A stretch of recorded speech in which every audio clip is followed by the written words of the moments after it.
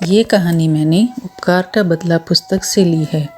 इस कहानी का शीर्षक है विश्वास। एक डाकू था जो साधु के भेष में रहता था। वह लूट का धन गरीबों में बांटता था। एक दिन कुछ व्यापारियों का जुलूस उस डाकू के ठिकाने से गुजर रहा था। सभी व्यापारियों को डाकू ने घेर लिया। डाकू की नज़रों से बचाकर एक व्यापारी रुपयों की थैली लेकर नज़दीक के तंबू में घुस गया।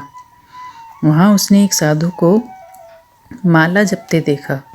व्यापारी ने वह थैली उस साधु को संभालने के लिए दे दी। साधु ने कहा कि तुम निश्चिंत हो जाओ। डाकुओं के जाने के बाद व्यापारी अपनी थैली लेने के लिए वापस तंबू में आया। उसके आश्चर्य का ठिकाना न रहा।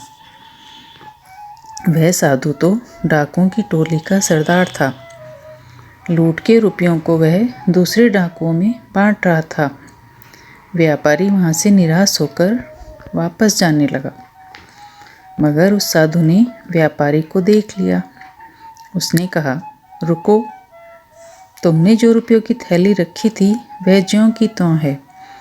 अपने रुपयों को सलामत देखकर व्यापारी खुश हो गया। डाकू का आभार मानकर वह बाहर निकल गया।